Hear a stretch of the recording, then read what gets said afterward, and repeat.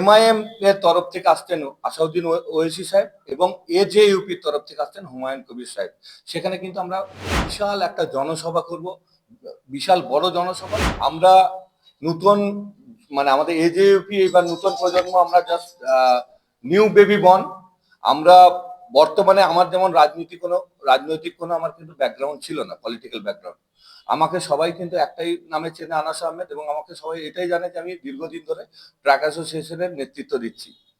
বর্তমান সমাজে যেভাবে তোলাবাজি অ্যাডমিনিস্ট্রেশন থেকে শুরু করে, যেভাবে আজকে রুলিং সরকারের আমলারা যেভাবে তোলাবাজি, যেভাবে অত্যাচার শুরু করেছে সাধারণ মানুষের বাক স্বাধীনতা, এবং গ্রামে গঞ্জে দাঙ্গা রাইটস যে লেগেছে, যে উপদ্রব, এইসব সমাজের বিকৃত সমাজকে আমরা একটা সুস্থ সমাজে পরিবর্তন করার জন্য এই লড়াই আন্দোলন আমরা রাজনীতির প্রথম শ্রেণীর ধাপে আমি পা দিয়েছি। আপনারা সকলে জানেন আমি দীর্ঘদিন কিন্তু মিথ্যা মামলায় অ্যাডমিনিস্ট্রেশনের তোলাবাজির বিরুদ্ধে আন্দোলন করতে গিয়ে, প্রতিবাদ করতে গিয়ে আমাকে দীর্ঘদিন কিন্তু মিথ্যা মামলায় দিনের পর দিন আমাকে ভরে রাখে। আমাকে মিথ্যা মামলায় ভরেছে, তার মধ্যে টোটাল 57 দিনের মধ্যে আমাকে প্রায় নিয়ার অ্যাবাউট 1 মান্থ শুধু পুলিশ সেলে কাটাতে হয়েছে। তাই সমস্ত প্রান্তিক মানুষদের আমরা জানাই, আপনাদের নিজের স্বাধীনতা বাঁচানোর জন্য, আপনাদের নিজের লড়াই, রুজির লড়াই, যেভাবে অত্যাচার চলছে, যেভাবে সেন্ট্রালে নরেন্দ্র মোদীর অত্যাচার এবং আমাদের রাজ্যে মমতা ব্যানার্জির যে টিএমসির যে অত্যাচার, সেই অত্যাচারে মানুষ অতিষ্ঠ হয়ে গেছে। আমাদের সমাজের, মুসলিম সমাজের মানুষ, আদিবাসী সমাজের মানুষ, প্রান্তিক লেভেলের দরিদ্র শ্রেণীর মানুষরা বুঝতে পেরে গেছে এদের ভণ্ডামি, এদের অত্যাচার।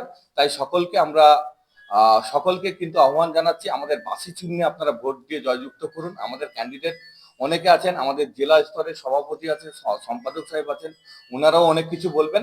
আর একটা কথা আপনাদের জানিয়ে দিই, আগামী 10 তারিখে দিঘলগ্রাম দেউচা পাচামি কোল ইন্ডাস্ট্রি সংলগ্ন সেকেন্ডটা গ্রাম পঞ্চায়েতের আন্ডারে দিঘল গ্রামে দুপুর 12টার সময় এমআইএম এর তরফ থেকে আসছেন আসাউদ্দিন ওয়েসি সাহেব এবং এজেইউপির তরফ থেকে আসছেন হুমায়ুন কবির সাহেব।